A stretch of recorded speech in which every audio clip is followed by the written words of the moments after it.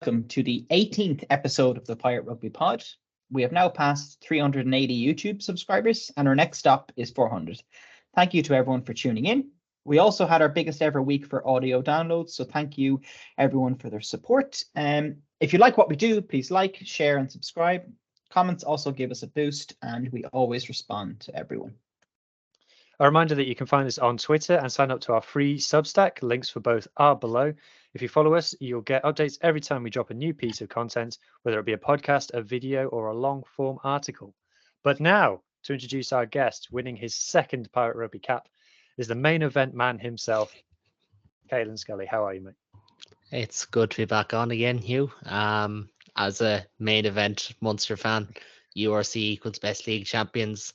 It's nice to actually talk URC on this podcast for a change. Yes, finally. Right, let's jump straight into the show then, guys. So, Enda, what was your moment of the week?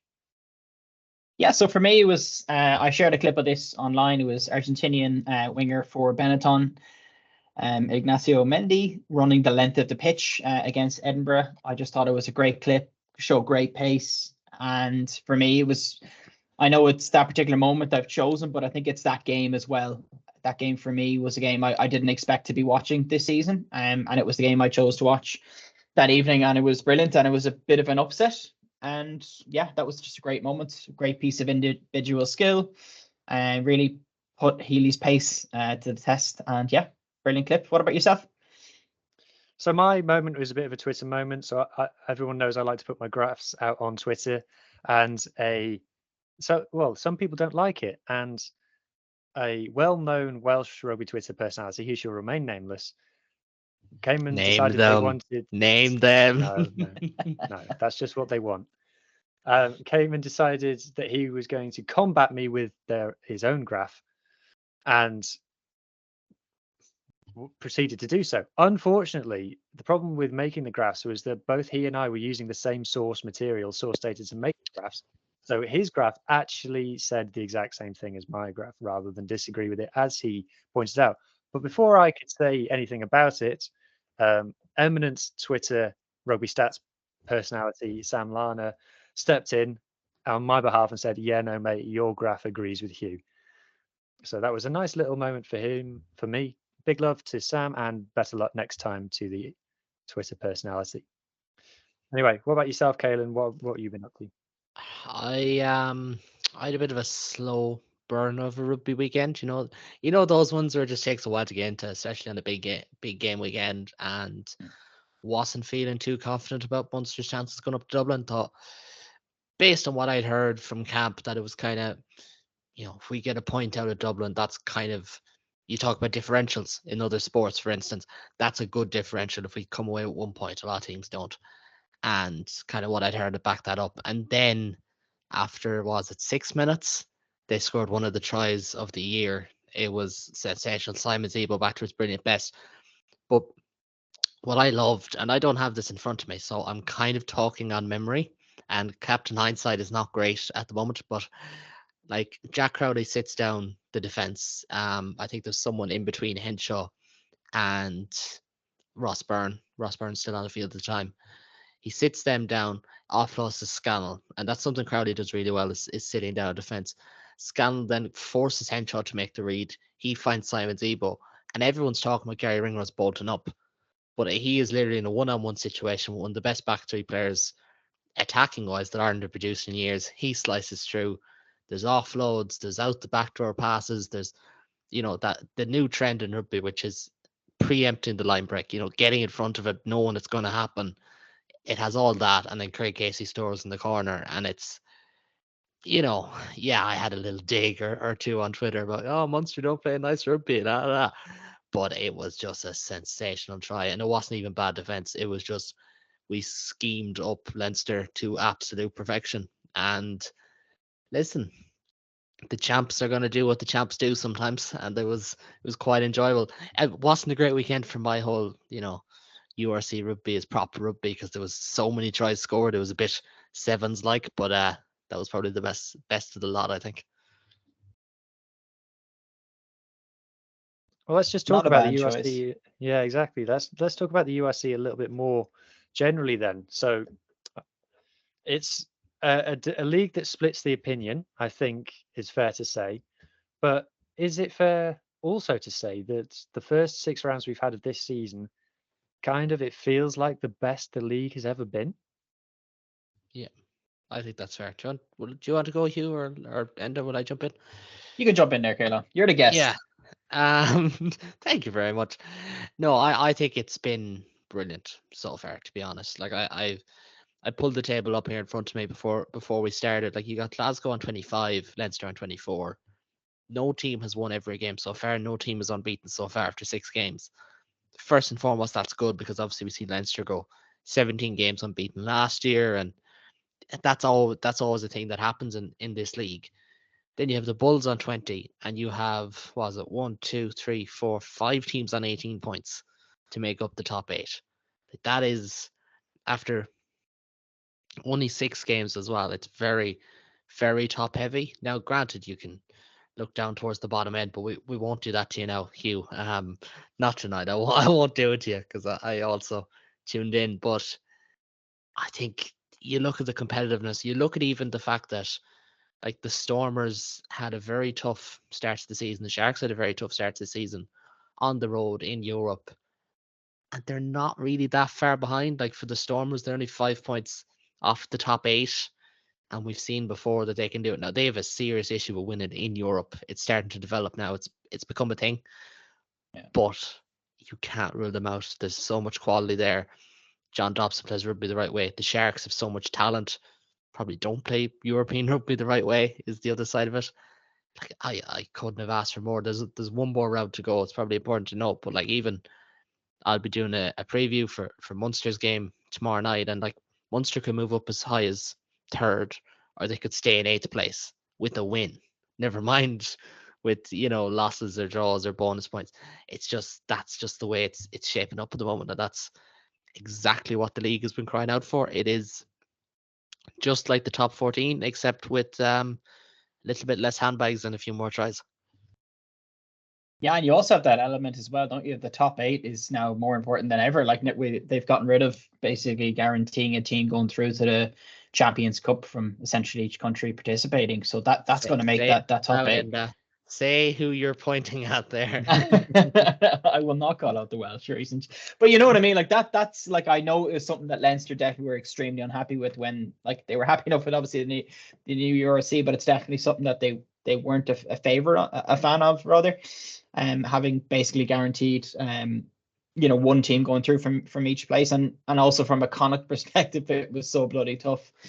When you look at who they're playing in the old Shield. But yeah, I just think that's a really important element as well. So that top 8 is going to be so difficult to get into, and you have to, or else you're not going through the Champions Cup. There's no kind of backdoor anymore. And just to build on what you were saying as well, the head of comms, Adam Redmond for URC, he shared a tweet, I think it was either yesterday or today, and he basically said it showed that there have been 5 different, leaders of the table in the first 6 rounds. It's mad. I know Bulls have been on top twice. We've had Stormers up there, Connacht, Leinster, and now the Glasgow Warriors. And I think that, for me, shows the competitiveness of this. I think in previous seasons it would have just been Leinster from round 1 right through to the end until they got knocked out when it matters. So I think that's a really important piece as well. And as well, I think seeing the, obviously the caveat here is the Welsh regions, right? But I think we all, I'll believe this one for Huw maybe, but obviously for me, the big one this season is the Italian teams, and we've seen how strongly Benetton have recruited, and also Zebra. Like, I know they had a tough result away to the Lions, but so far they've had their best ever season in how long? You know what I mean? I remember you tweeted it recently as well, Caolan, that they've, like, after only 5 rounds, they already scored more points than they achieved in the entire season last year. So I think things like that really do show that this has been potentially the best start to a season ever. What about yourself, Huw? We're not going to see a team go the whole season without a win. Well, I think that's already out the window. I think every team has won at least one game. That's correct, yep. Whereas I think we might end up seeing that in a couple of other leagues this season. And again, Super Rugby is something where that happens as well. After, obviously, Zebra having that really tough season last season, it is great. And the Italians coming to the party this season, particularly Benetton. We'll talk about their win over Edinburgh a little bit later. but that to show that they can really back it up and that the recruitment that they've done is really paying dividends, it is really encouraging.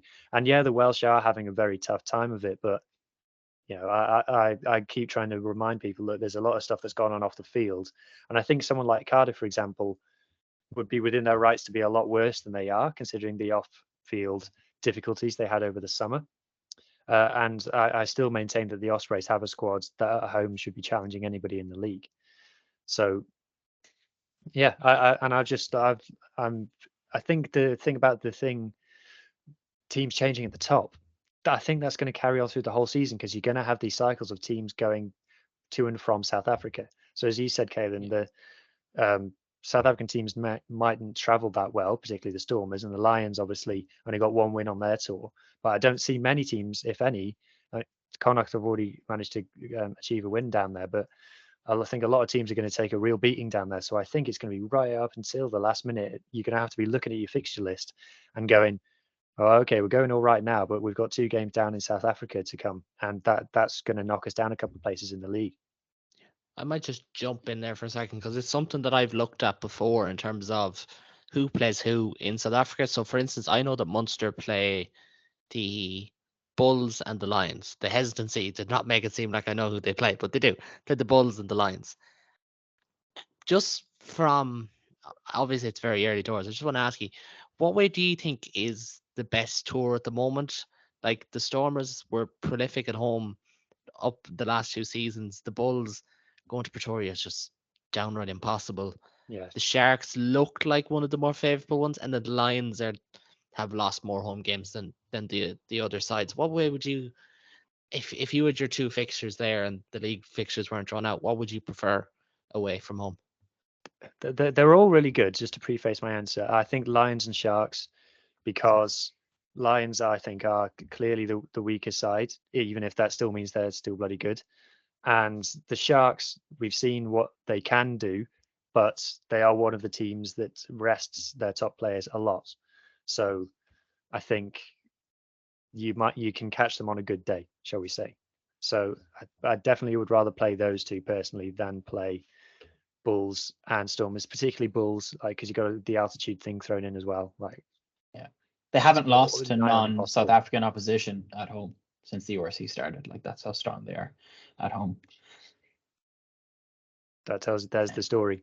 There's the story. I think Bulls away is the hardest away game in the league. But yeah, I'd give the same answer thing on current form. Yeah, the Lions and the Sharks. Interesting, Stormers are playing at home this weekend, but I believe it's not going to be in Cape Town at their normal stadium. Stellenbosch, isn't it? It's in Stellenbosch, yeah. So it'll be interesting. But I think they're taking on the Dragons, isn't that right?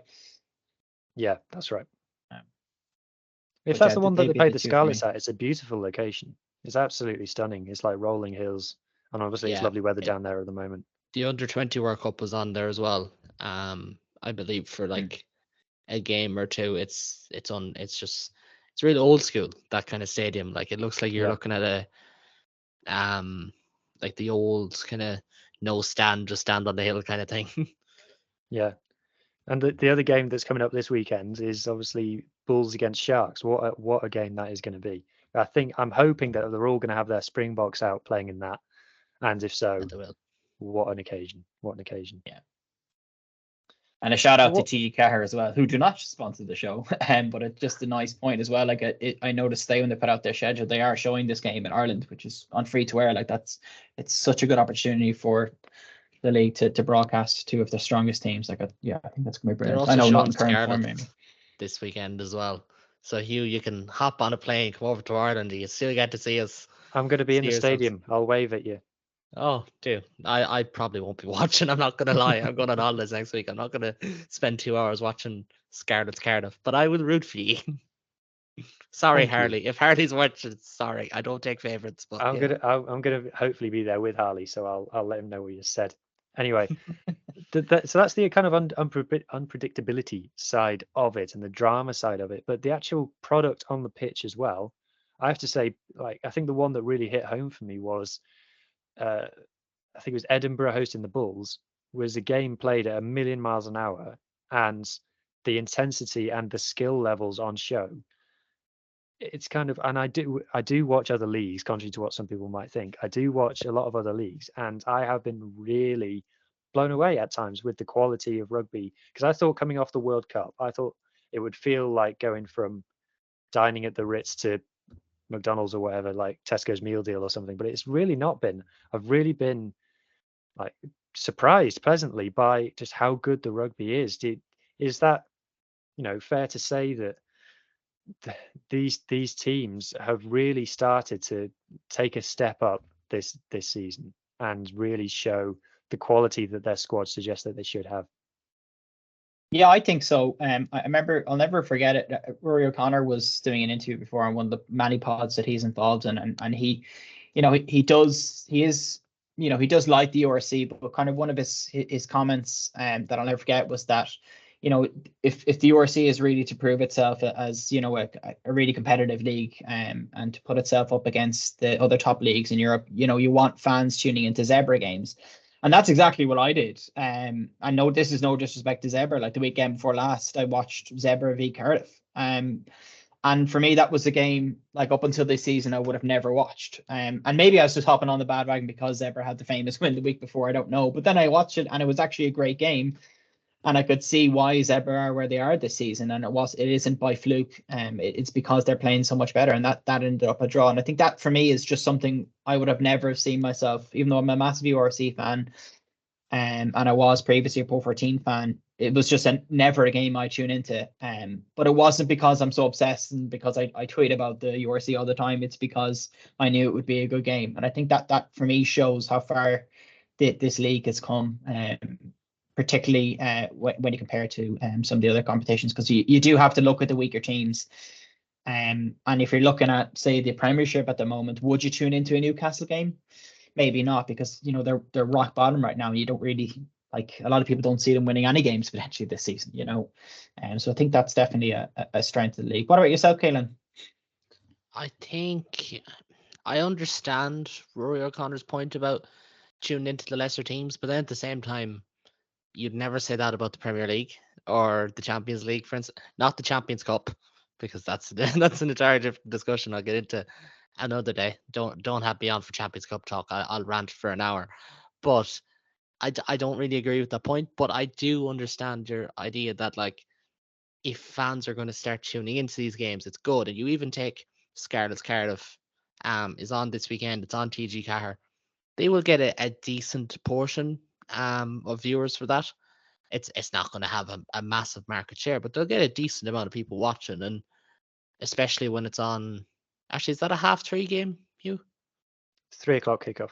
Okay, that's not as ideal, so, because the Leinster Connacht game isn't at 7:30. But if it was on before it, you could kind of get a bit more, and I think these are the things the URC are doing better in terms of accessibility. I think the fixtures 9 times out of 10 are laid out properly.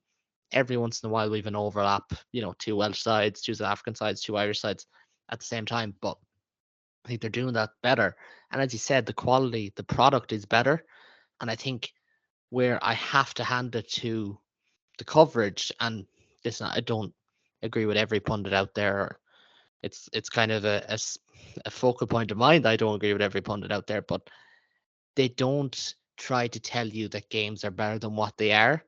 Like, if you're tuning in to watch Benetton against say the Lions, you're getting someone like Ian McKinley on the commentary, who's not telling you that Benetton are going to win the Champions Cup, but he is telling you what to like and what to expect from them. And I think the URC made a concerted effort. They even said it themselves. They wanted to change the kind of how people perceive the league. I think they've done a good job in that. It's not all doom and gloom. It's not this hype train that would kind of make you get sick in your mouth either. I know we joke about best league and all that as fans, but, like, I think we know that it's. I did not realize that was a joke. I thought we were being dead serious. But it's nothing, like, we're not trying to convince ourselves of anything. Like, when you hear BT pundits saying that Derby weekend is the closest thing to internationals, when you look at Munster Leinster at the weekend, and that was literally an international game in all but jerseys.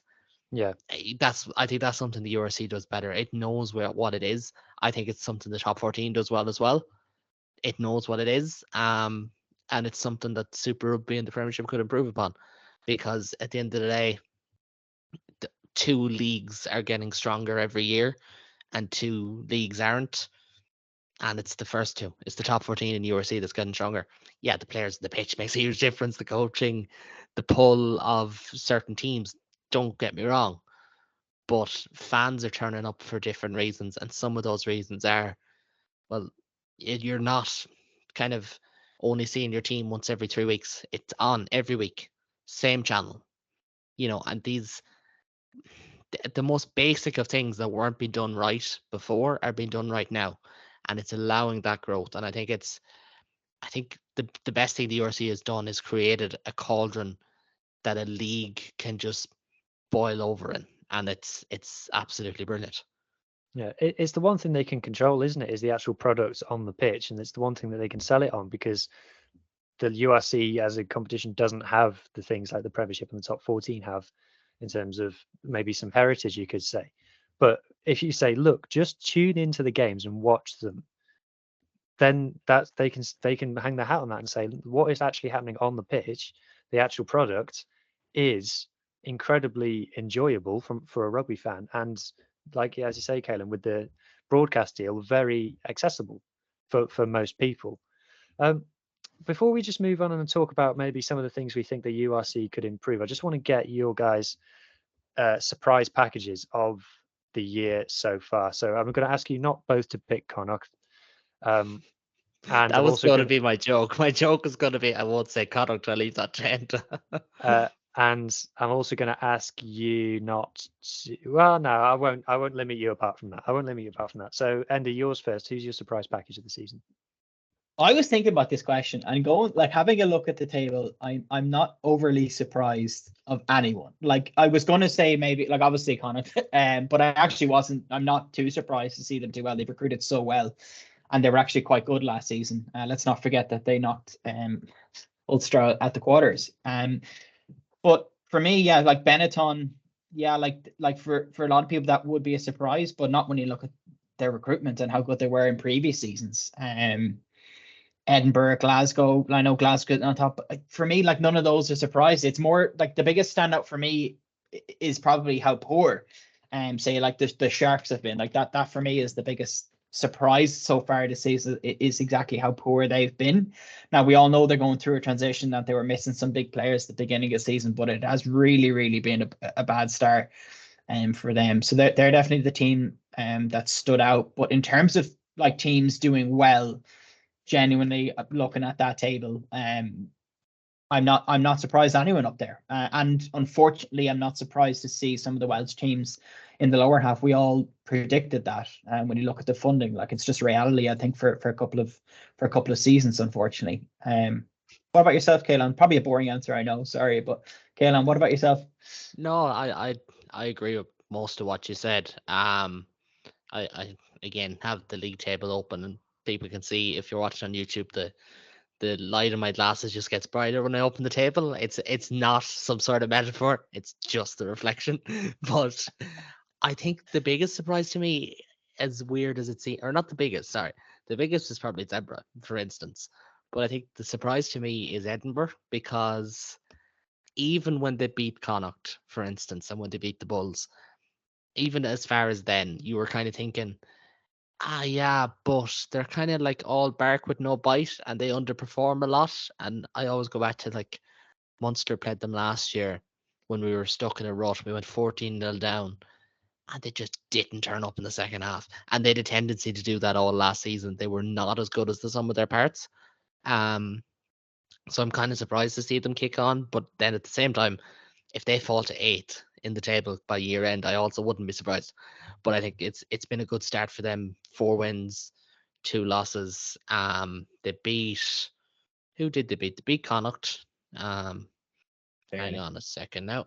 Yeah, they just about, but they all count. Obviously lost to Benetton. The thing is not working for me. The website's not working for me. There we go. I have it now. Beat the Bulls, beat Connacht, beat the scrape past the Lions, kind of scrape past the Dragons. So maybe it's not as surprising, but I just think they kind of lose. Like, they could well lose to the Dragons. They could well lose to the Lions. Ben Healy was brilliant in both of those games, for instance, and kind of got them over the line. They lose to Connacht most years, and they probably lose to the Bulls most years as well, or at least based off of last year and how they performed in these games. So kind of have to give them their dues. The only thing I'd say is watching Edinburgh is not fun. They played a million miles an hour. It is a lot of flair. It's a lot of crack, but the camera angles at the Hive are nauseating. They're actually so hard to watch. I can't. I watched the Connacht game. I thought I was going to get sick, to be honest. But that's not their fault. That's well, it is kind of. Just go back into Murrayfield and be soulless. I don't know about that. For me, my biggest surprise from a Welsh perspective is actually Cardiff. And you might say that they haven't been blowing anybody's minds in terms of how good they've been, but I think they would be within their rights to be a lot worse given the summer they had. And they didn't have, I think they had like 7 players in training at one point over the summer, and people were wondering, are they actually going to be able to put out a 15? Are they going to be calling people up from the Cardiff Rags team that plays in the Welsh Premiership to try and field teams for URC games? And they've had a favourable start in terms of fixtures. That is worth saying, but they have been competitors in every game that they've played, and they have played some nice stuff. And you can see that they are starting to develop, and you can see that there's a level of organisation there. And if you consider that the coach that they've got was the assistant coach from last year, who kind of got let go and then brought back, and then they've got Gethin Jenkins doing a sort of part-time officially coaching role and things. It is really like thrown together sort of situation, and to look to be arguably the strongest Welsh team as we record today in terms of the performances so far. I think that they certainly proved me wrong. And if there are some rumours in Wales about they might be headed for some serious investment, and if that's true, I think the new investors can take heart from what they've seen on the pitch so far. And the good thing about Cardiff as well is that something about them is clicking with their fans, and their attendances are strong and getting slightly stronger every year, which is kind of bucks the trend against some other teams in Wales as well. And that is despite something that, perhaps on the pitch it is kind of disappointing. So yeah, I think Cardiff are kind of being a bright light in what is a bit of a dim world for the Welsh regions at the moment. So let's then talk about some of the things that maybe we think the URC could improve. So like I say, I tweet pro URC stuff, and I get lots of feedback from lots of people from different places. I say different places, people from France, England, and Wales telling me about why the URC is so bad. Not all Welsh people, but they're there. The ones who don't like it, they're there. And so what I want to do now is I'm going to give you guys the kind of the main talking points that why people don't like it, and get you to give your thoughts on whether they're fair or misplaced or what have you. So the first one is that the league is somewhat soulless because it lacks heritage and history. What do you say to that criticism? Absolute rubbish. You can. I was at the Munster Stormers game, was a week and a half ago now, and there was don't get me wrong, there wasn't 7,000 Stormers fans there, but there was a nice Stormers atmosphere.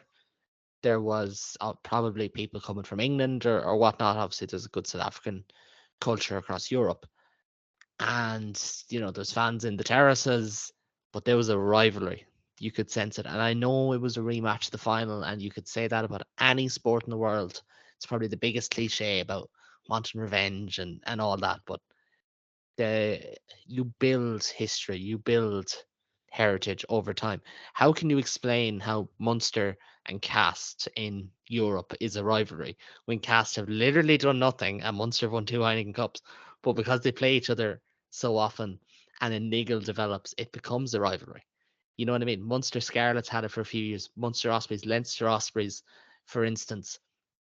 I think people are so bogged down on it has to be geographical, that these rivalries, they have to be geographical. It's like this innate thing that goes back to the lowest level of amateur sport, that it's always you against the lad from across the road, but it's not. It's about building it and letting it develop over time. And that's one thing that, again, I think the URC has allowed happen. I don't even know if they allowed this happen. Maybe I'm giving them praise where they shouldn't get praise, but we've had these rivalries develop over time. You know, like Leinster Bulls. Leinster have yet to beat the Bulls. Leinster have yet to beat the Stormers. Let's see how they play them this year. Stormers have yet to beat Munster. And obviously that came up big in a competition. As Enda said, the Bulls haven't lost a home game to a non-South African side. So whoever goes and becomes the first team to win there, they're going to have a target on their back from the Bulls. And then again, like Munster, Glasgow, I won't judge on what Welsh sides are rivals with other sides because I don't know, but like obviously Munster, Glasgow, Munster Scarlets or Ospreys used to have it. Like these are like the sport at the end of the day, the Celtic Cup was only formed about 21, 22 years ago. And this is where we are. We're talking about a rivalry against the Stormers, the Bulls, the Sharks, the teams we grew up watching with these incredible World Cup winners. Still have World Cup winners, of course. There's Yeah. no point in denying that.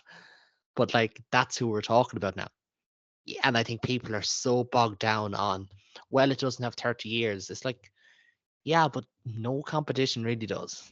Like apart from like even the top 14 was the top, what was it, 16 when we were young. And I'm not saying it's any better or worse because of it, but competitions change, they change shape.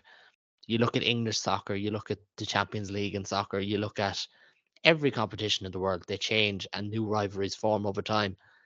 So soulless, no, don't buy it. Yeah, Right, so I'd have to Enda. agree with you. Yeah, I'd have to agree. Like, and that's exactly it. The Celtic League, as it was, like, this is not an old competition. You have to give it a chance. This is only the third season of the URC, and I don't think there's anybody out there who could justifiably say that the league isn't more competitive now and that it's a better product with these South African teams in it. And for me, the South African teams and the South African public have bought into the competition. I think that that's really important. But we have to give the competition time. It was so frustrating throughout the years because people were just always so negative towards this league, and I think probably a lot of the negativity that you get feedback on, like Huw, like a lot of that attention you get is from people who don't watch the product, who don't watch these games. Like I don't think they were sitting down to watch Zebra v Cardiff, 2 weekends ago. And that's what you need to do. You can't just be so critical from the outside, not actually know the product. But for me, it's all about just giving this competition time. And look where we are now. Like, look at the viewership figures from last year. Look at the attendance figures. Like this for me, this league is only going in one direction, and there's a reason for that. And yeah, it's just I think it's just a little bit lazy, and it's such a cheap shot on this league, and it's been there, it's been forever there. But I just think after the last 2 seasons and so far this season, you can't say like just because you sell out a Premiership game and you mightn't sell out maybe Munster at home to the Stormers doesn't mean that the Munster Stormers game wasn't as good because the atmosphere mightn't have been on the same level. It's about the product on the pitch. It's about so many different things than just attendance figures. And if you're talking about attendance figures, the URC is certainly going in the right direction for most teams. Yeah, so I think my view on the whole history debate would be there's two ways of looking at it. Either you say the URC as a competition is only 2 years old, in which case things that are 2 years old don't have history. Everything was 2 years old at one point. It's like such an unfair stick to beat it with. Or you say the URC is a continuation of the Celtic League, in which case it's been 20 years. So at what point do we say, okay, now it has history? Is it 25 years? Is it 30 years? Then we say it's got history. Like the one that I always say about the regions, when the people say the regions don't have history, I'm like, there's generations of fans now who have only ever known regional rugby. They don't remember a before time.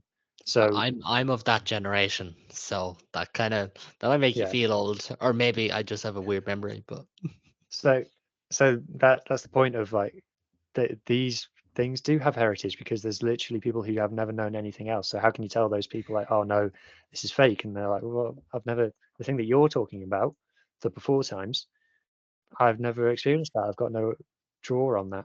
So that's my thought on that one. So the next point, and I think we kind of half covered it already. People say that the URC doesn't draw crowds. So Caolan, tell me about the 50,000 people who attended the game on Saturday. Will I just name them all? Will we do it that way? So there was Tarquin and the boys. No, that's just a cheap shot, and our Irish listeners will understand how much of a cheap shot that is. But the crowd thing is a greater issue, and I talk to you a lot about this, Huw, about sometimes journalists they get caught down this rabbit hole of our issue in whatever country they're in, Ireland, England, Scotland, Wales, is the world's issue. And it's so rarely the case. The only issue that really is that case is probably player safety and just a general lack of funds in the game to keep the current model going. Crowds is one of those things. Like you look at, I think the Champions Cup is probably a good example. And like I'll do a podcast on this next week if people are interested in talking about the actual EPCR era and actually getting fans' opinions on these things. Kind of like what we're doing here with the URC. Make sure you'll be on. So one of Hugh's daily podcasts, you'll catch it there, guys. But I think that you have to remember that sometimes these things just come in cycles. And I think at the end of the day, you look at the Premiership and you look at the cost to go to was it Quins or was it Bath? One of those, Bath. Like it's ridiculously expensive. By contrast, I think that Bath game was what, like £93 or something like that, which is about the standing general admittance was £79. Yeah, which is what, like €70 or something like that. That's I get a season ticket for like €200 in Thomond Park in the Terrace. It's a little bit more than that when you include like you have to get your supporters club memberships and all that jazz, but it's something in and around that. If you don't make rugby affordable, less people are going to go.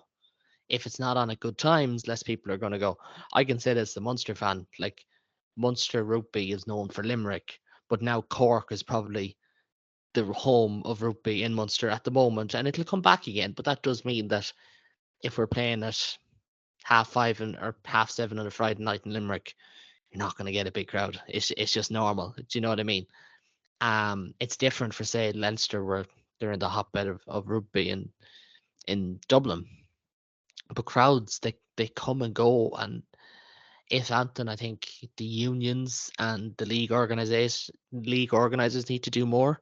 Like I like the idea of Judgment Day, for instance, and I know Irish mates have gone to that game or those games because they say it's just a great occasion, and that's a great way of selling the game, and that's a great way of getting people in the gate. And you do hope that it kicks on. Derby weekends that we've seen, for instance, obviously we have Interpro weekends in the URC around Christmas time, are great sellers.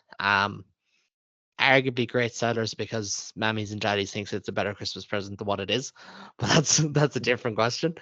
But you have to.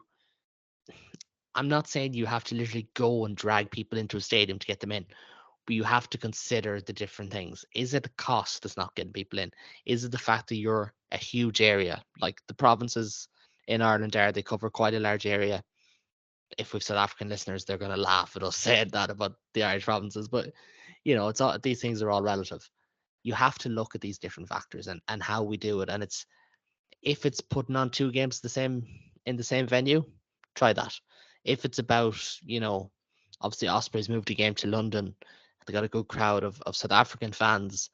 Like if say the Sharks played, let's say the Sharks play Munster or Leinster, they could probably sell out one of the Premier League stadiums in London. Do you know what I mean? Like you have to try and think outside the box as well. And I think sometimes we talk outside the box in rugby, it becomes the most basic of jokes. But I think we're getting there at the very least. We're moving the dial. But yeah, it's not ideal. I know I've ranted on a bit long about this. This is the issue when I talk about these things.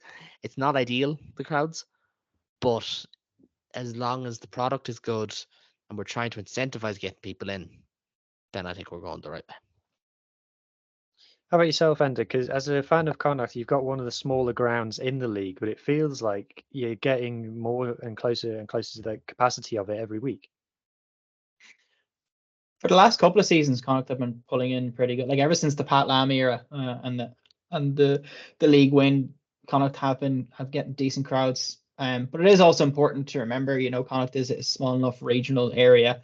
And like we sold out the sport. Connacht sold out the game against Leinster this weekend, and that's 8,000 people, but that's still 8,000 people crammed into a really small stadium. So there's going to be an absolutely phenomenal atmosphere. And I think, look, I know so many other pods talk about this, and it's a simple point.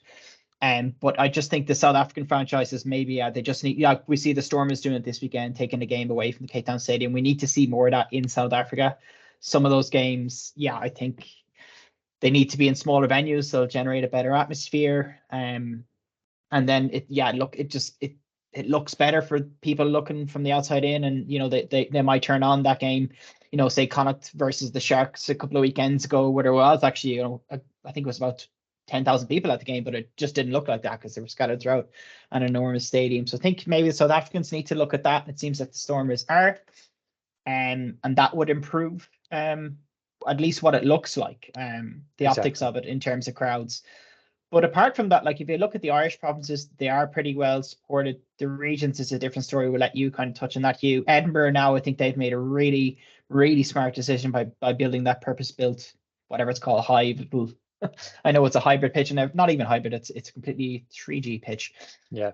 But it's a really smart move. I think it fits maybe 7,000 or 8,000 people. That's exactly what you want. And like every seat, like it's completely everything. Every ticket you can buy is a seated ticket, which is brilliant, and the crowd is on top of the pitch, which is what you need to generate atmosphere. You don't need to have 80,000 people there. You just need to have people close to the pitch, I think. So I think most teams are doing the right thing, and it's going in the right direction. And again, to go back to it, look at last season's figures. There are more people going to URC games now, and the product has improved. For the first time last year. Average. Yeah, so like this and for so long we were so critical of the product. Now the product is in a really good place, and we're only in the third season of this. And I just think, again, we spoke earlier about rivalries and all that. We need to give this thing time, and it's just going in the right direction now. For me, certainly. What are your thoughts, Huw? Yeah, well, just to your point about the stadium sizes and things, I think it's a great point. Like, perfect example is the Bulls attendance this weekend was 12,000, which is a very, very good crowd by any rugby club's standards. But the problem was that they were holding the game in an 80,000 seater stadium, so it looked like it was empty. And it didn't help that the angle of the sun. People were trying to escape from it because there's a heat wave in South Africa at the moment, so people were sitting in the shady spots where the camera couldn't see them. But it was actually an extremely strong attendance figure for a club rugby match. From the Welsh side, I mentioned Cardiff's attendances are in a reasonably healthy place. Dragons are kind of where they always were. I think that's just been going to be my catchphrase about the Dragons for the whole of the season is here's the Dragons. They are the same as they always are. Scarlets is maybe going to be a bit weaker because the team is doing so much worse. I think in Wales, the only one that's really a cause for concern at the moment is the Ospreys. And I've mentioned this a couple of times. So if there's any Ospreys fans listening to this, I don't mean to I'm not picking on you, but the Ospreys are looking at doing exactly that, of moving to a smaller venue. And I think the challenge for them is in Wales that you've got like big venues and really small venues, like 4,000 seaters. And is it better to pack out a 4,000 seater than to like a quarter fill a 20,000 seater? Maybe, but if it is 4,000 fan, that would make them pretty much the lowest attended team in Europe. So there's a balance to be struck there. But yeah, I think like I said, the league broke its own record last year for attendances. It is still behind the Prem and the top 14, but then you're dealing with smaller countries as well. So I think there's loads of nuance that goes into it as well. Okay, next point then, and this is the big one. So I particularly want to hear you two Irish guys give your thoughts on this. B teams. So classic stick, particularly the English beat the URC with, is you only ever play your B teams and you save your best players for Europe. Discuss. I will go first. No reason. I could make a joke about Connacht don't have a B team or whatever. I think this is just a horrible media trope at this stage, because at the end of the day, you look at Leinster, for instance, have to play a B team sometimes because they literally have 20 of the 30 players in the Ireland squad, or 18 or whatever. that's just numbers. That's just basic maths that we can all do in our head if we tried hard enough. Toulouse also go through that every once in a while. They have to make wholesale changes because they've lads with France, especially around the time of the Six Nations. But that doesn't make the league worse, because as I like to think, if you have a league where only your top players play for 20 times a season, that doesn't have the same level of intrigue as chopping and changing and rotating. And it's actually one thing that I enjoy is you got Munster Glasgow this weekend, for instance, and I always come back to Munster because that's why I know and to stay in my lane per se. But Munster will rotate a small bit. They rotated last week. They took out maybe, Alex Ankerveld and Edwin Adogbo, and they rotated a small bit and they chopped and changed. But that's what rugby is. Rugby is an incredibly physical game. It has an incredible mental strain, an incredible physical strain on the body. So you have to make changes. The idea that because you play B teams, you're worse off. Well, like, what's stopping Exeter from playing a B team against Newcastle and then going fully loaded against an Irish team? You might actually win then. Do you know what I mean? Instead of using this as an excuse, like, even the point, and I don't mean this in any disrespect to our Welsh friends, but like, Munster have played, they played the Ospreys and the Scarlets around Six Nations time last year. They played the same two teams and Cardiff around Six Nations time next year. We're going to have to rotate. We're going to have players unavailable, and we'll still back ourselves to win, even if, I think it's Cardiff after the Six Nations. Even if they have players back, we'll still back ourselves to win. But that's just because our system's been going right for 20 years. It's not, it's not because some lad on Twitter thinks it's an indictment. It's not great. I understand these optics aren't great, but still at the same time, teams are constantly beating each other. It's not like we looked at the league table earlier and it's kind of like a stepping stool. It's a ladder per se, or stairs. Like, everyone's able to beat each other. It's B teams, C teams. It's a boring debate. Like, the same people also get excited when a 19-year-old comes off the bench and plays well. That's sport. That's what rugby is. That's what makes rugby fun. Like, I don't know, like World Cup winning teams, Heineken Cup winning teams have had to go to the well and rotate and mix and match and evolve.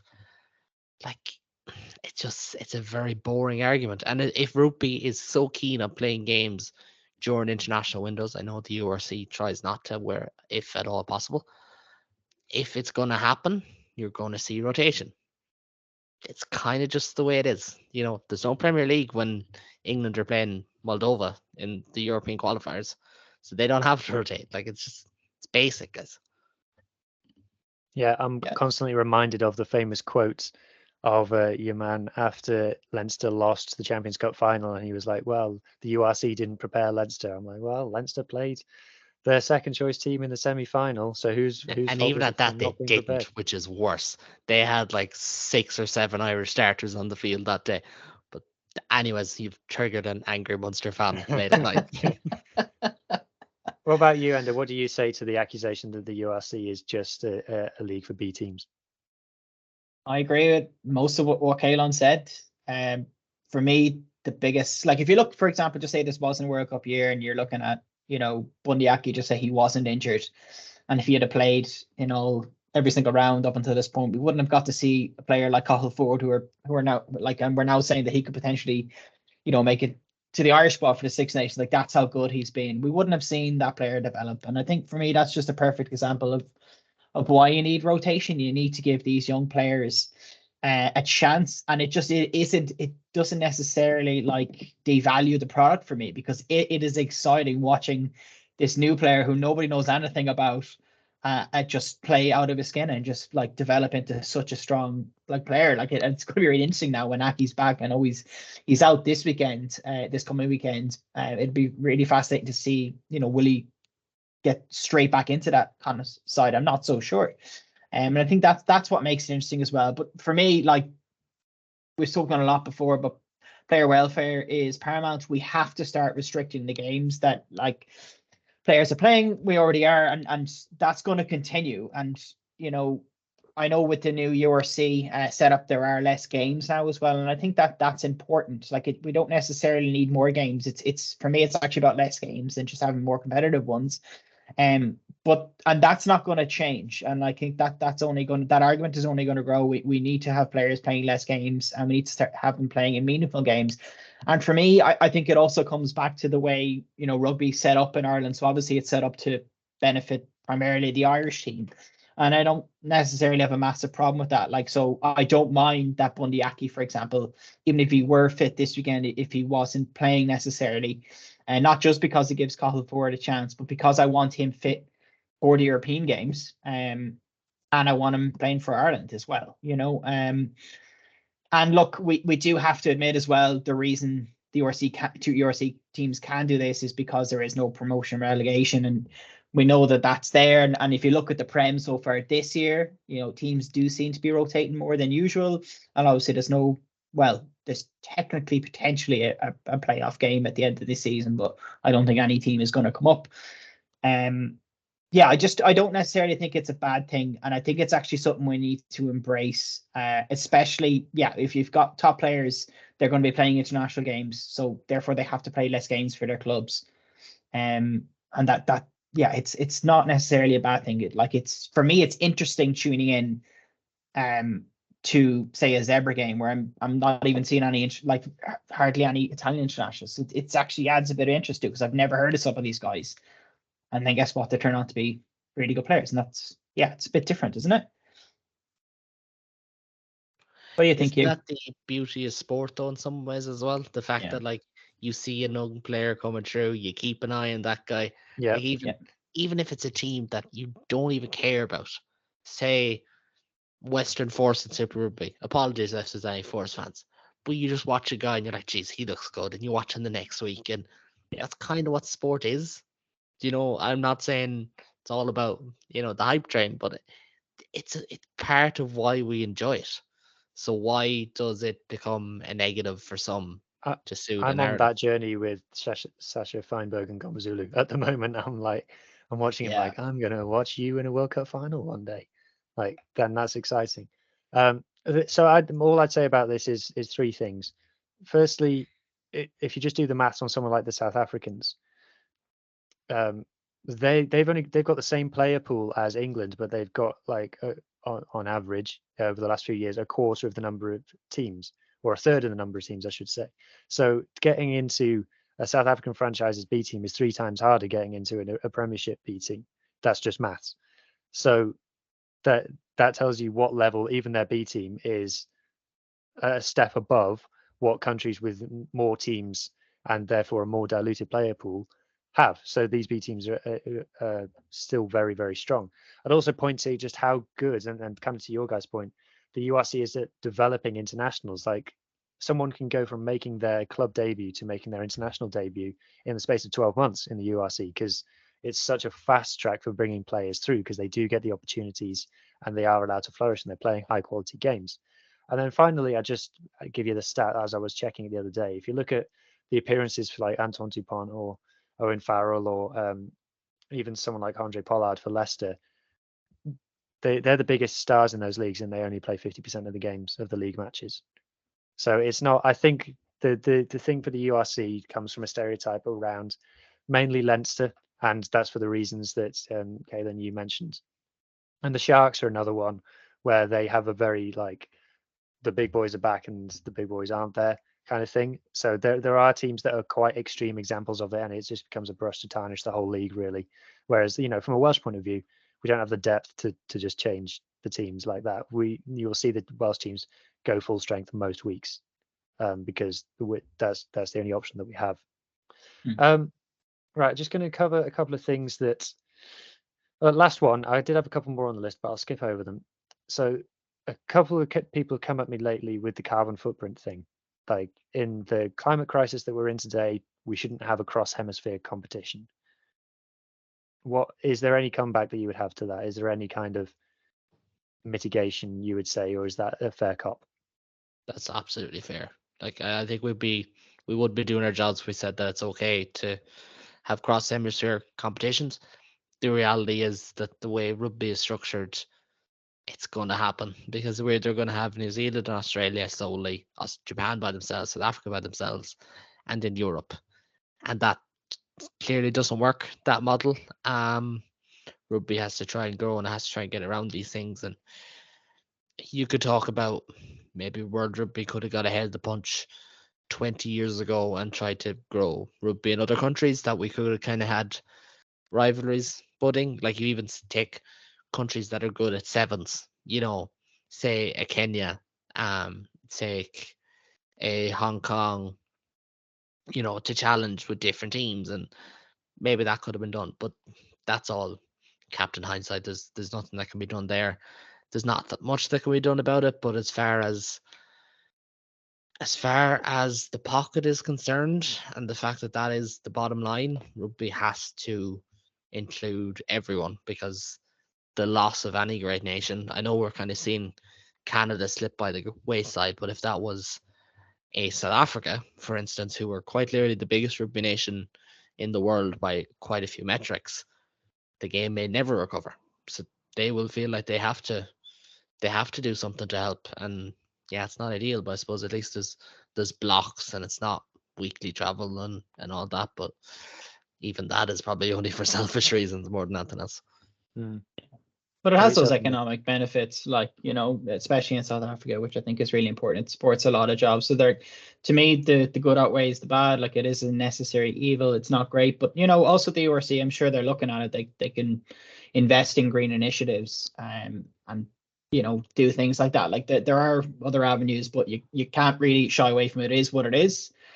But for me, it's a necessary evil. Yeah, I think the things that I would say about it would be, to your point, Caolan, say we kick the South Africans out and they went back to Super Rugby. That hasn't solved the problem. Flying from South Africa to Dublin is not particularly worse, and might even be slightly better than them flying to Wellington, or God forbid what they were doing before, where they were playing Argentina teams and Japan teams. Like that. That's not any better. And to your point as well, Enda, the way that they do the blocks now and the touring kind of does mitigate it. As you say, it's not you're flying to South Africa every other week. That's not how it works, and that is a mitigation. And the other sort of thing I'd add to it is these teams by and large aren't chartering private jets. They're flying economy on planes that were doing the journey anyway. So to say how much carbon on top of what would normally be there are they adding, in some cases maybe not as much as you might think. But again, as you rightly say, it is something that we can't ignore. And unfortunately, I just don't know what the solution to it at the moment would be, because like I say, as long as the South Africans have to play clubs from other countries, that issue is always going to be there. Right, so let's look to the future now of the URC and talk about the much rumoured British and Irish League / English teams joining the URC. So it feels very much at this point like this is something that is going to happen, that there is a lot of willpower behind it, and we've all heard things separately about how far along the road it might or might not be, and who's got the willpower to be making it happen. I guess, Caolan, we discussed it on your podcast previously. Is it definitely going to happen in your opinion, or is it going to? Some people think it's going to die and not come to fruition. In my opinion, I think something will happen. I think there will be a change, because I think the fact that the IRFU, and I don't know if it was the RFU or the PRL or one of them, have come out and made comments on it and have not said no, it's never going to happen, I think is a sign that there's at least tentative talks going on. From what I've heard, and this backs up what you've heard and what plenty of others have heard, is these talks have not just been coming since the day that article went out in the Daily Telegraph. I believe it was the Telegraph, not 100% sure. They've been going on for a while. The only question that I can see is, will we see a British and Irish League, or will we see a URC plus? That's really what I boil it down to. I will put on the Irish fan hat here, and I don't think it's in Irish rugby's best interest to just join up with the English for a multitude of reasons. One of them being they would absolutely run away if things improved over there, and that's not a position you want to be in. I think South Africa is a bigger market. I think South Africa is a growing market with budding rivalries. We've heard of John Dobson saying that he's got into pubs on Saturday evenings and they're watching Munster against Glasgow, and they're watching, Leinster against Scarlets or whoever else. That's the market you want to be in. So I wouldn't kick them out of the bed, whatever we do. I wouldn't be in favour of British and Irish League. It has to be URC plus Premiership if we're going to see anything. But I think the talks are ongoing. I think I would give it maybe a 60% chance of something already being signed, even if it's just signing an agreement to say that we're going to formal talks. Like I give it a fairly good chance that at least some clear legal movement has been made, just based on what I've heard for a few months now. And yeah, will it happen? Not the one to say, but no smoke without fire, I guess. Yeah, I'd just love to know how. Go ahead. Yeah, sorry, go ahead, Huw. I was just going to say, I mean, they're all owned by CVC or majority shareholder of CVC. So why would CVC not look to join the dots? And there's definitely been toes dipped in waters. If you look at, what did the Ospreys get a nod and a wink from someone at the URC to say, hey, why didn't you try staging a game in London, see how that goes? Or there was the rumours about the West Country derby between Gloucester and Bristol, I think, being held in Cardiff. Now we've seen that the Lions, the Premiership and the URC are working together to make the British and Irish Lions more smooth, shall we say. So it feels like there's things going on that are kind of easing us into it a little bit, if I'm here with my conspiracy theory hat on, which I do like to wear. Enda, what is your feeling when you see this discussion? Does it make you excited or does it make you tentative? Just one thing on CBC, I don't think they have a majority in any league. I just think they've made a substantial investment in those. I don't think that they're necessarily controlling everything. But going to me, I just don't know how a British and Irish league works if we're gonna for me, where do you leave your South African teams and where especially do you leave your Italian teams? I just can't see how you can, we already have 16 teams in the URC. Then we add what's in the Prem now, 10 or 11? I think it's 10. 10. How does that work? I just don't know. Where does this leave the Champions Cup? Where does this leave the Challenge Cup? I really just don't know Champions Cup how is it gone. works. If we go British and Irish League, forget about it. Just do a semi-finals and a final, and don't even give it the EPCR. Actually, don't give anything to the EPCR, to be honest, because they'd run it into the ground. But just have almost a Super Bowl like competition of just playing off, and then just do a game with the French, because you might as well forget about it. I think it doesn't work in any way unless we go down to so what are we saying? It's 26 teams, potentially 28 teams, unless we go down to 14 team divisions, 13 team divisions, and only play each other once. I don't really see the time and the space to keep going. As we touched upon earlier, you can't keep looking for more games. This isn't soccer. You can't do it on the body. You can't do it. It's too strenuous. It would just have to be. It looks like it would just have to be, 2 tiers of it. And look, and when we're talking about the Solon system, we're talking about the Heineken Cup, taking that away. Just for me, just seems it's rugby shooting itself. But look, I don't know.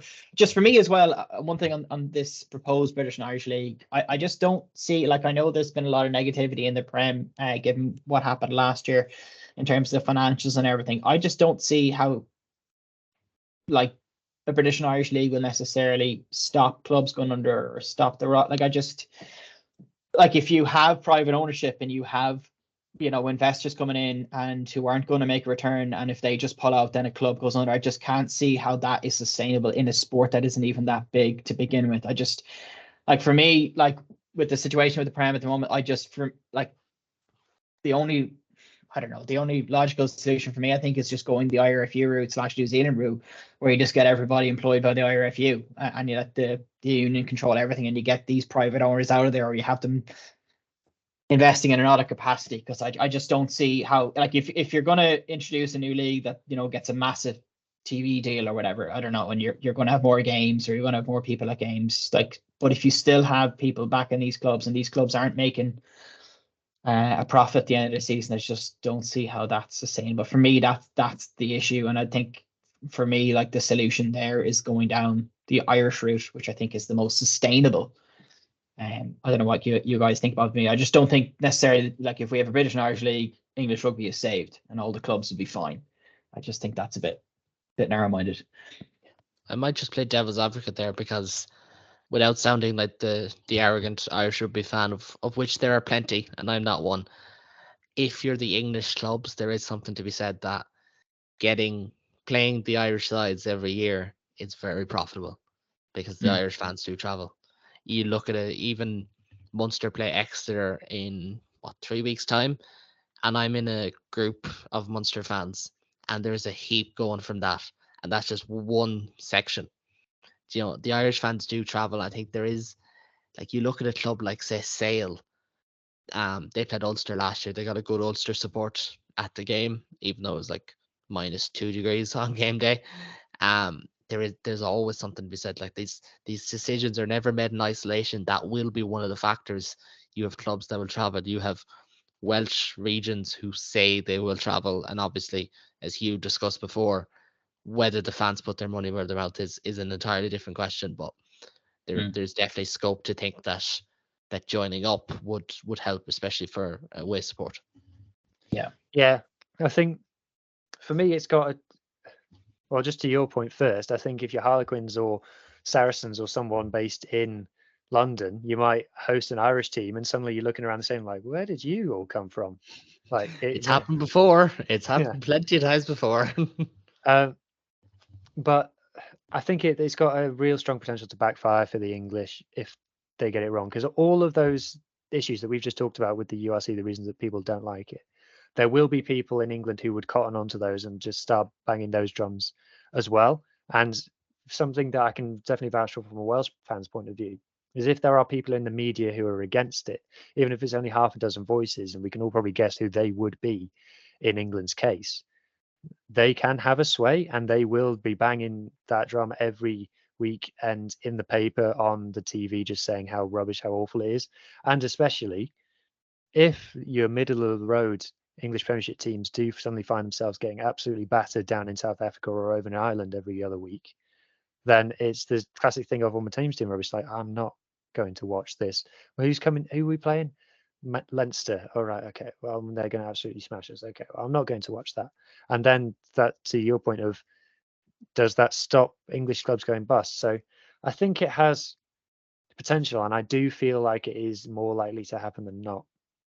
But whether it would be a complete save all, I don't know if all 10 English teams will be there to see it, to be honest. Yeah. Right. Shall we actually talk about some rugby that actually has happened? So, so URC, right. I'm going to go first. I'm going to get the Welsh out of the way. Great win for Cardiff over the Stormers. Just want to say we did our hype video about Feinberg and Gomezulu, and I was watching him closely in this game, and at times it was like he was the only player on the pitch for Stormers. It's ridiculous how much of an influence he has on the game.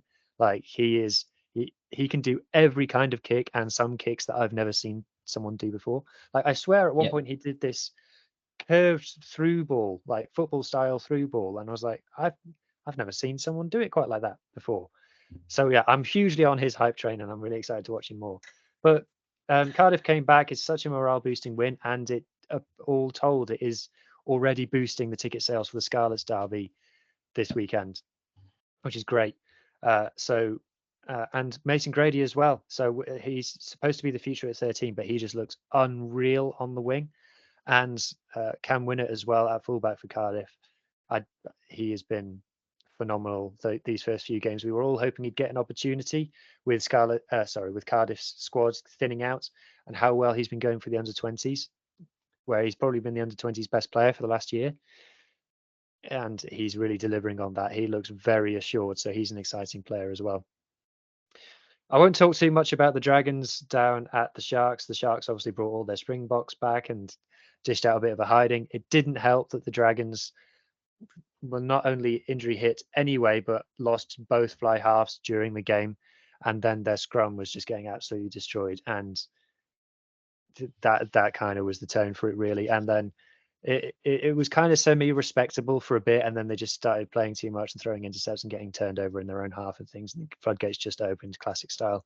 So, fortunately, it does sound like Will Reed is going to be fit for the game against the Lions this coming week, and just fingers crossed for them being able to compete at least somewhat in that game.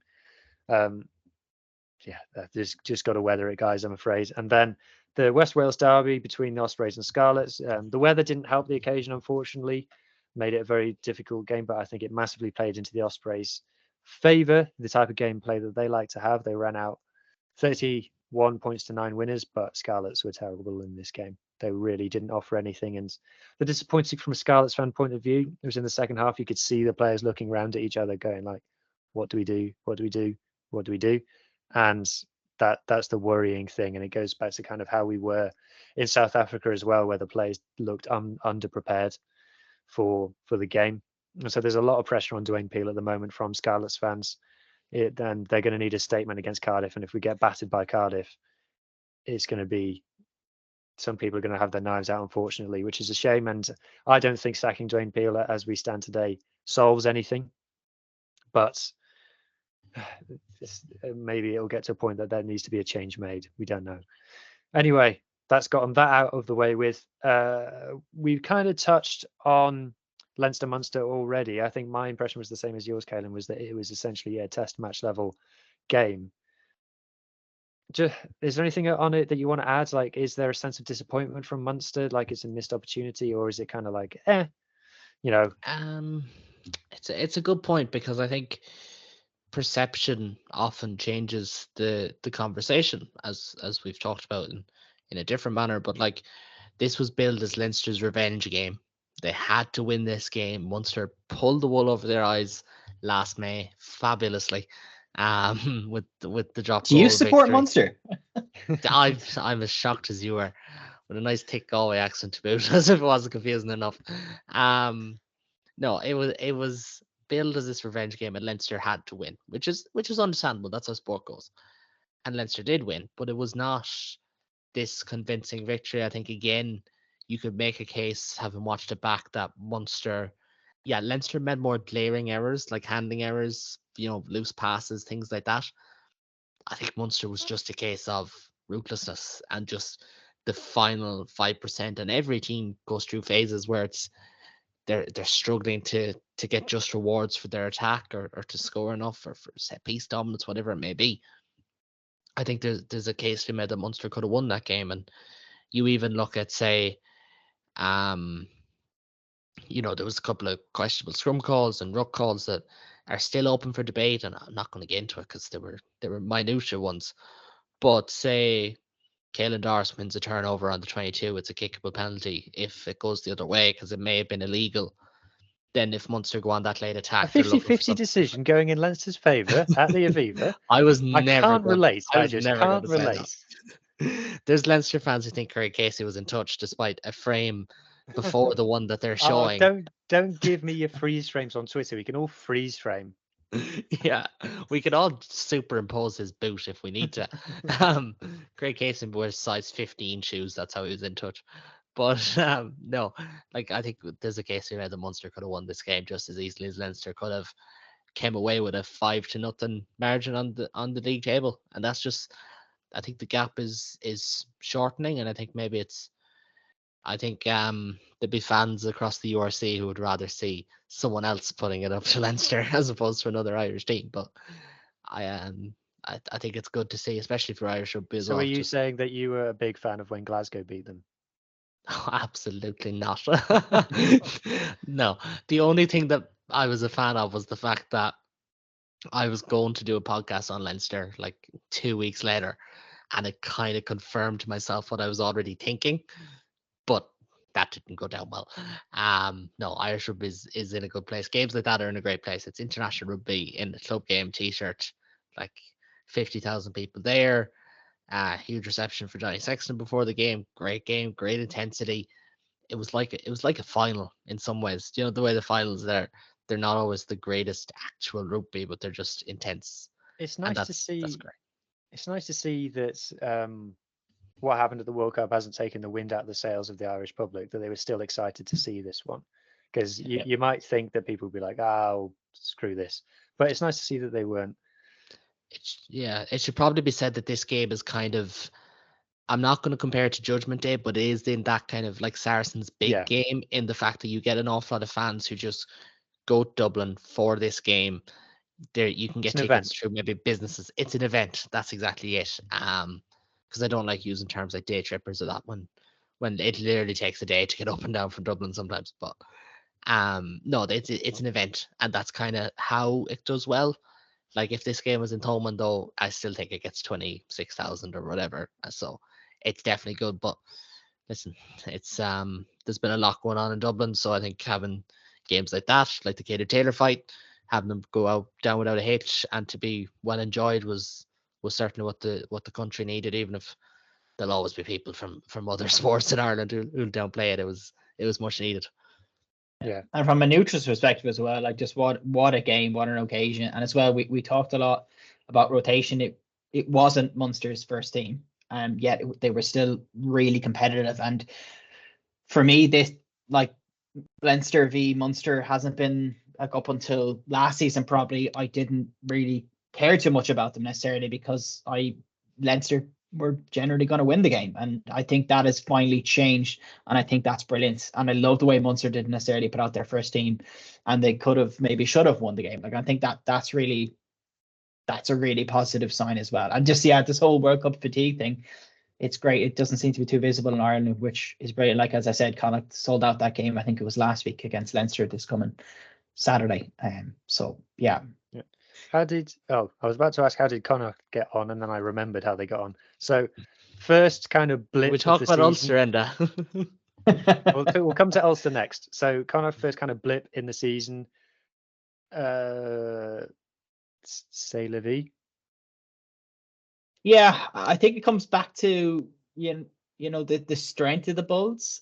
We haven't really talked about them that much, but they've recruited really well in the off season. I think they're going to be thereabouts. Try on debut. Yeah, and they just look like they've recruited well, and I just think they're going to be thereabouts. And as I said earlier, like they haven't lost to non-European opposition in this fortress, like, and it's altitude. And I listened to Pete Wilkins after the game, the kind of coach, and he said fatigue, like it causes fatigue, and fatigue leads to errors. And we saw a lot of those errors from Connacht again. But I mean, we did still score. It wasn't Connacht's necessarily first team as well. And I just think that they'll take it. And like, to be honest, Connacht played a lot better in the second half. And listening to the coach after the game as well, like Pete Wilkins was very pleased with how they performed. And I think that's really important because he's obviously seen a lot more than we've seen, and so he's seen them implement the game plan and everything. And yeah, I just think it's one really frustrating aspect. The most frustrating aspect about this game was that Connacht didn't get a 4-try bonus point, despite how much they actually scored in the game, and they did have an opportunity to squeeze a 4th try in at the end, but the ref actually reversed the decision because of apparently some mount from one of the Connacht players potentially calling for a yellow card. But it's also it's incredibly frustrating. But I'm actually delighted from a referee's point of view, and because you don't see enough of that punished, and I like to see that. But I think Connacht, that was really sloppy, not getting the bonus point at the end. But I think a lot of this has to go down to the conditions, and also the Bulls are in a great spot. I think they're going to be thereabouts.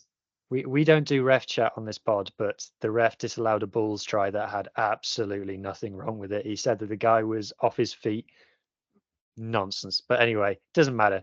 I did get an interesting bit of feedback from a South African fan who was saying that not only you got the altitude and stuff there at the moment, there's also a heat wave, and the Bulls 36 degrees. The Bulls players knew that not to like go all out unless it was like on. So they were playing quite slowly. They were kind of, when they had the ball, they were kind of holding back. They weren't going crazy with offloads because they are quite a running, offloading, exciting team. It was only when they got the call yes now, that's when they would go for it, and then they would all take loads of time to take kicks, would take loads of breaks and things. That's just kind of the learning how to play in South Africa that obviously someone like the Bulls have, that visiting teams like Connacht maybe don't have. And to your point, Caolan, the team that first wins there from Europe, that will be a huge history moment. Right, come on then. What happened to Ulster? I only caught a glimpse of this game, so I might let Caolan take this. But just one thing on Glasgow, like they do not lose at Scotland. They just don't lose. So like, and I think Ulster they've been hit or miss, and there've been rumours. I don't know how happy everything is up in the north, but we'll let Caolan take this one. Yeah, I had one eye on it now, to be honest. I put it on the laptop for the first half, put it on the telly for the second half. And post 5-point Interpro defeat, you're not exactly at your happiest. And being a Munster fan, you don't want either team to win. But no, Glasgow they're formidable at home. They've had one loss at home in Scotland since January of 2022. That was against Munster in the quarterfinal. They've had incredible ability. They play in a really exciting brand of on Scottish ball. team lose a game that matters. Sorry, why do I have to be like this? Second week in a row. I did not say it this time. I did not say it this time. All right, no. They play an incredible brand of rugby. To be fair to them, there is great style to it. They've racked up a lot of tries, and Ulster defensively they've looked porous at times since they lost Jared Payne. I know he's now at Scarlets, not doing an almighty messianic job or anything like that. Well, he's switched from being a defense coach to an attack coach, so I don't think you could draw. Oh, right. Apologies for that. So I thought he was a wonderful defense coach at Ulster, to be fair. But he might still be. We don't know. yeah, well, you could probably do with it, to be honest. But no, it was a poor performance from Ulster. There is question marks about, the dressing room, but there has been injuries as well. So it's always hard to put your finger on it. They have enough excuses there that if they do perform poorly every once in a while, but then at the same time, Glasgow are a physical side who go 6-2 quite a lot in terms of bench split, and Ulster picked 3 lads under the age of about 23 or 4 as their back rows. So, maybe the writing was on the wall. I did expect Glasgow to win, but to get a bonus point over Ulster is quite a result, and hopefully they take their foot off the gas as they head to Cork on Friday night. Cool. What other games we got then? So Lions Zebra. Did anyone catch much of this one? I didn't see much of it. I was going to stick it on, and then I saw the scoreline, and I was like, oh, no, maybe not. I was in the same boat. I was gonna try and make an effort to see it, but I was like half an hour late, and it was over at that stage. Yeah, it was early on quite early in the day for the European times. I think it was on midday, if not 5-1. Okay, so yes, so exactly. I think it's just one of them. Lions are back in the South Africa teams are back in South Africa, and they are hammering teams. And I think that's a feature of the league. Like we said, Zebra, this isn't going to define their season in any kind of a way. But it is nice to see the Lions put a scoreline on someone just for a bit of confidence, because they have had a really tough tour of Europe. So that is nice from that point of view. And then Enda, did you catch Edinburgh Benetton? I caught some of this game. I kind of had it on the whole game on in the background, but like it was good. I think Benetton, I'm not sure if Benetton maybe necessarily deserved it. But I think they like it. I'm not too surprised that they came away with the win. But just looking at their recruitment, this is just a really good result for them, and this is a game I don't think they would have won in previous seasons. I mean, look at Umaga as well. Like when you're looking at the players who they have, I just think, this is just exactly where I want the league to be. In terms of Edinburgh, Edinburgh were right in this, and like Benetton, they were down to 14 players one. They did get a player yellow carded. Edinburgh did get a player sent off. Well, this was in the 77th minute, I think it was. So that definitely affected them. And look, Edinburgh did almost win. Like Healy did. Like the last kick of the game was an attempted drop goal by Healy, which is exactly what he did to Connacht a couple of weeks ago. I managed to get the win, but he did. Like that's how close this game was.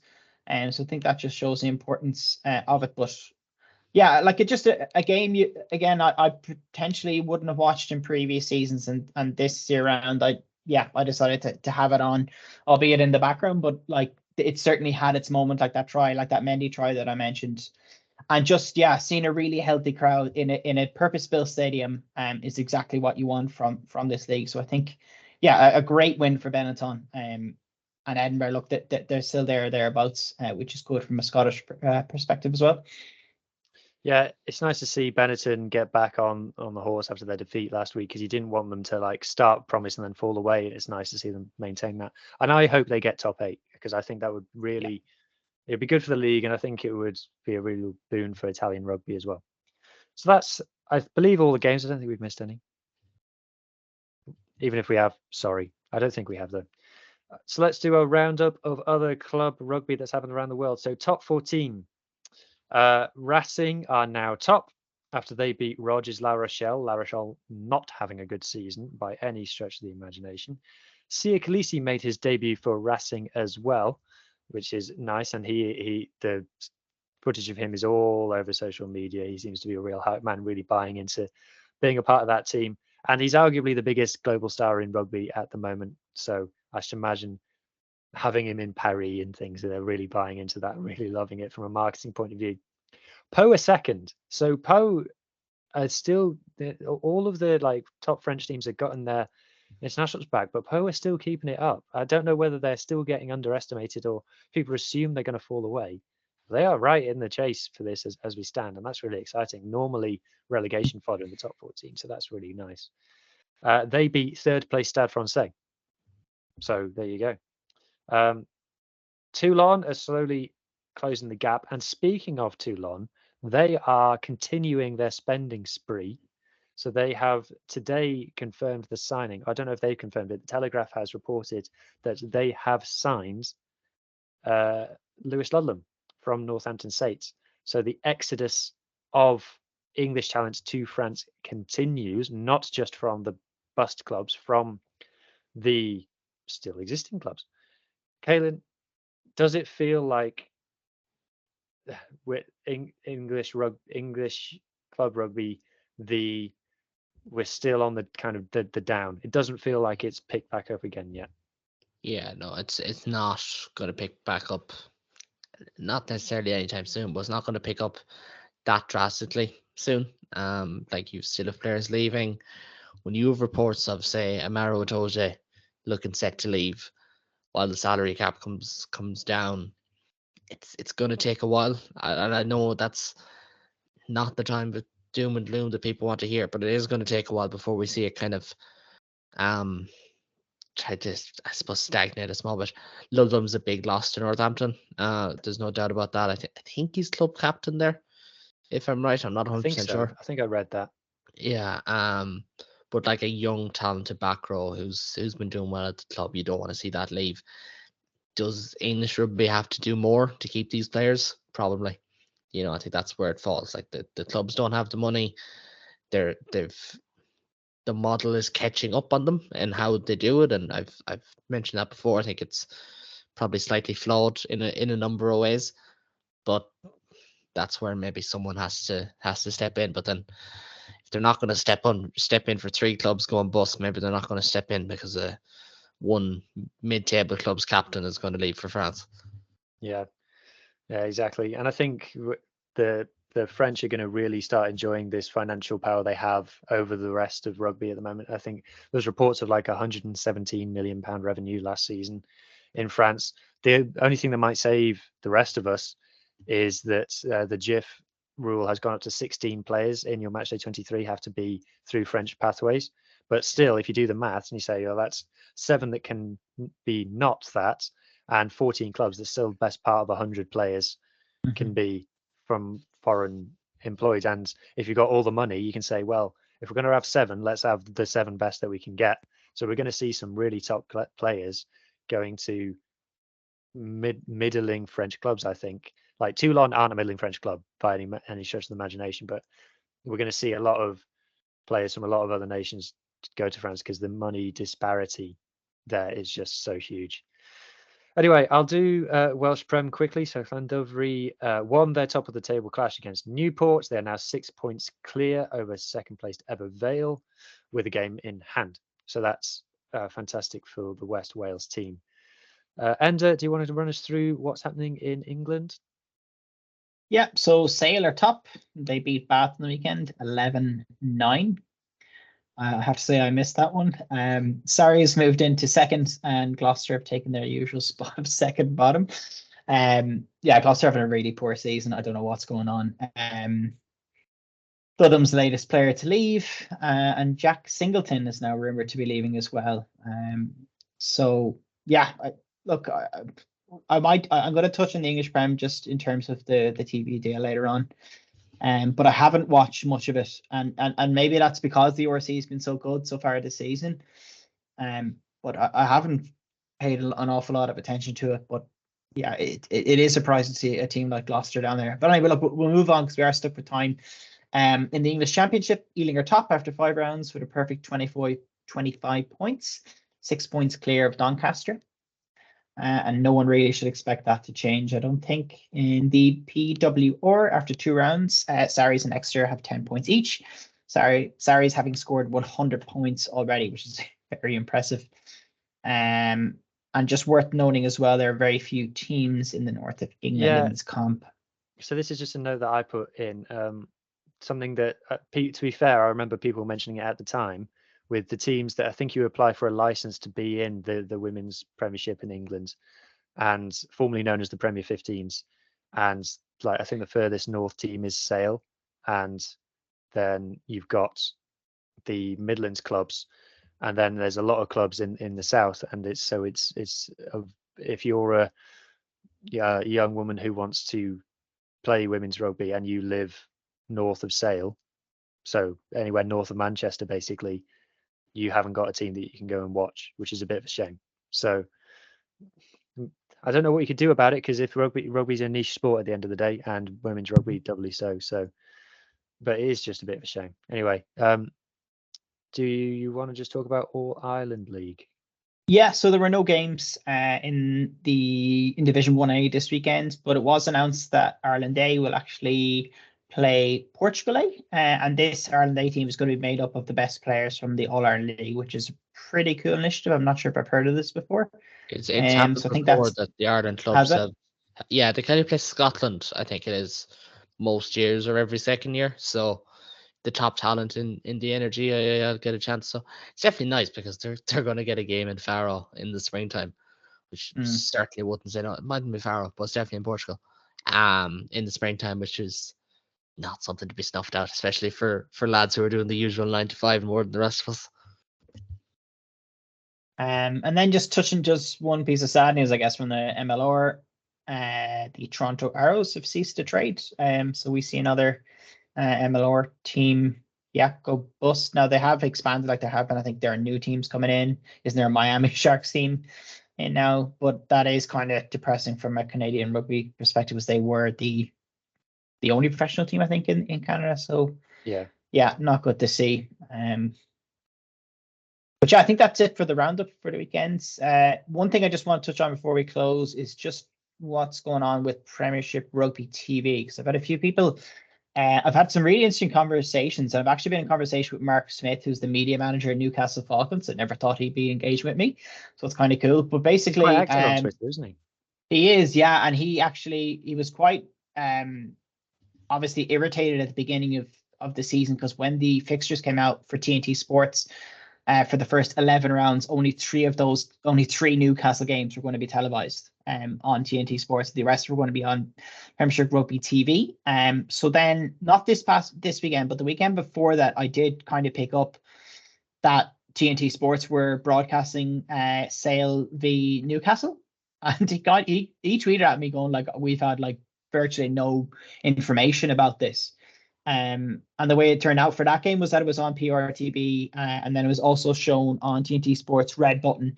But it just seems like the communication with the clubs maybe wasn't there from the broadcaster, which I thought was quite bizarre. Crazy. There's only 5 games a week, guys. Yeah, and then it got really even more interesting, because then this past weekend on Friday. So I think Saracens played on Saturday, didn't they? Yeah. So on Friday, correct me if I'm wrong, but basically the day before Saracens were due to play, they were tweeting that their game was going to be on Premiership Rugby TV. And then I kind of added them and I said, this game is not on Premiership Rugby TV. It's actually only on TNT Sports now. They didn't get back to me. But basically, TNT Sports did come out. So basically, Premiership Rugby have now added 6 games. They've moved 6 games from Premiership Rugby TV onto TNT Sports, which I think is a good thing for UK fans. But just one caveat to that: for the games so far, they've all been on the Red Button channels. If you live in Ireland, there is no way to watch Red Button games unless you have Sky Sports. So if you've got Now, if you've got Virgin Media, if you've got Vodafone, you now have no way to watch some of these games, which I think is just ridiculous. So like they pulled the coverage that they were supposed to have in Premiership Rugby TV and they put them on TNT Sports. Great, but when you actually look at it in detail, for the Irish market, it's not necessarily a great move. So I think it's very strange. Like, it's good from a UK perspective, definitely. It's like they will get more viewers, but I think from an Irish perspective, I think it's a little bit odd that they pulled the games from PRTV when you consider that you cannot watch games on Discovery Plus in Ireland, and you can't watch TNT Sports extra channels / Red Button channels in Ireland. So bizarre move. And I tweeted about it yesterday, and then I had a fella all the way from the Netherlands say that the only legal way he had previously of watching Premiership games was on Premiership Rugby TV, and he said they've been pulled in the Netherlands as well. So now he has no way of watching Premiership games in the Netherlands. So he was paying for Premiership Rugby TV, and now he can't watch those games. Now it is only 6 games, but still, I just thought it was quite peculiar. But anyway, we'll leave it there. In terms of the rugby guide, we'll get it out this week, and we'll have our breakfast show on Friday. Any final words, lads? We've gone we've gone long. This could be our longest episode. No more to say. Final We've words? said it all. And yeah, thanks a million for Caolan for coming on again. See you guys next week. Great to be on, lads. See you.